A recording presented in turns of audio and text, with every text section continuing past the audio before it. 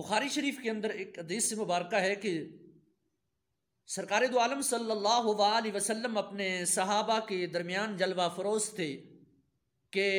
ایک سائل آیا اور بارگاہ رسالت مآب صلی اللہ علیہ وسلم میں حاضر ہوا اور دو زانو ہو کر بارگاہ رسالت مآب میں بیٹھ گیا۔ اللہ اکبر، ادب رسول، مقام رسول دیکھیے۔ اور پھر اس سائل نے سوال کیا، یا رسول اللہ صلی اللہ علیہ وسلم ایمان کیا چیز ہے؟ نبی کریم صلی اللہ علیہ وسلم نے فرمایا کہ ایمان یہ ہے کہ آمنت باللہ و ملائکتہ و کتبہ و رسولہ والیوم الآخر و قدر خیرہ و شرہ من اللہ تعالی والبعث بعد الموت۔ یعنی ایمان یہ ہے کہ اللہ پر ایمان لانا، ملائکہ پر ایمان لانا، رسولوں پر ایمان لانا، کتابوں پر، اللہ کی مقدس کتابوں پر ایمان لانا، یوم آخرت پر ایمان لانا، اچھی بری تقدیر پر ایمان لانا، یہ ہے ایمان۔ جس کے اندر یہ خوبی ہے وہ ایماندار ہے۔ پھر اس سائل نے سوال کیا، یا رسول اللہ صلی اللہ علیہ وسلم یہ بتائیے کہ اسلام کیا ہے؟ تو اللہ کے نبی صلی اللہ علیہ وسلم نے فرمایا کہ اسلام یہ ہے کہ اللہ کی ذات کو وحدہ لا شریک مانا جائے اور اس کے ساتھ کسی کو شریک نہ ٹھہرایا جائے، اور نماز قائم کی جائے، اور فرمایا کہ روزے رکھے جائیں، زکوٰۃ دی جائے، اور جو استطاعت رکھتا ہو وہ بیت اللہ شریف کی زیارت کرے۔ اس نے کہا، یا رسول اللہ صلی اللہ علیہ وسلم یہ بتائیے کہ احسان کیا ہے؟ تو اللہ کے نبی صلی اللہ علیہ وسلم نے فرمایا کہ احسان یہ ہے کہ جس وقت تو اللہ کی عبادت کر تو ایسے عبادت کر کے گویا تو اللہ کو دیکھ رہا ہے، یعنی اللہ کی عبادت اس طرح کی جائے کہ بندہ اللہ کا دیدار کر رہا ہے، تو یہ ہے احسان۔ اور فرمایا اگر یہ کیفیت نہیں پیدا ہوتی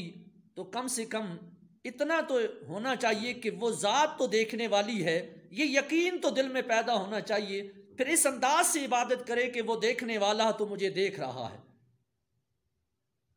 اب یہ ہے وہ 3 درجے جو اللہ کے نبی صلی اللہ علیہ وسلم نے بیان فرمائے، اور جو سائل تھا وہ کوئی معمولی بندہ نہیں تھا، اور وہ جبرائیل امین تھے۔ تو سامعین ذی وقار، تو احسان وہ درجہ ہے کہ جس وقت بندہ اس مقام پر پہنچ جاتا ہے تو وہ اللہ کا ولی بن جاتا ہے، وہ اللہ کا محبوب بن جاتا ہے، وہ اللہ کا دوست بن جاتا ہے، اس لیے کہ اسے اللہ کا قرب نصیب ہو جاتا ہے۔ اور پھر جس کو اللہ کا قرب نصیب ہو جائے پھر اللہ کا نور اس کے سینوں میں، اس کی آنکھوں میں، اس کے دل میں، اس کے جسم میں اللہ کا نور آ جاتا ہے، پھر اس کی نگاہوں میں اللہ کا نور آ جاتا ہے، اس لیے کہ وہ اللہ کا محبوب اور اللہ کا ولی بن جاتا ہے۔ اور پھر اللہ اکبر، ولی وہ ہے جو اللہ سے ڈرنے والا ہے، ولی وہ ہے جس سے اللہ محبت کرتا ہے۔ اللہ اکبر، ان اولیاءہ الا المتقون، سن لو کہ ولی وہ ہیں جو تقوی والے ہیں، اور ان اللہ یحب المتقین، اور اللہ تعالیٰ تو تقوی دار لوگوں سے محبت کرتا ہے، اس کے اندر تقوی ہے وہ اللہ کے اتنا ہی قریب ہے۔ اور جب اللہ کا قرب نصیب ہو جائے پھر اللہ کی معرفت اسے نصیب ہو جاتی ہے،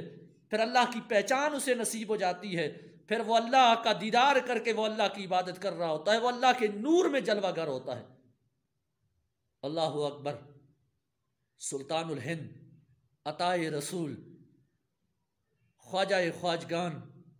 خواجہ معی الدین چشتی اجمیری علیہ رحمہ، جس وقت بر صغیر کے اندر آتے ہیں، ہندوستان کی دھرتی پر قدم رکھتے ہیں، کفر عروج پر اور فتنہ عروج پر، مختلف مذاہب کے اپنے اپنے انہوں نے خداؤں جو بنا رکھے تھے ان کی اپنی اپنی گرجا گاہیں، عبادت گاہیں عروج پر، پھر ظالموں کا ظلم عروج پر، گناہ عروج پر، نفرتیں عروج پر، مسلمان تھا، اسلام مٹتا جا رہا تھا۔ اس وقت اللہ نے ایک ایسے نور کو اس بر صغیر کی دھرتی پر بھیجا کہ جس نے اللہ کی معرفت سے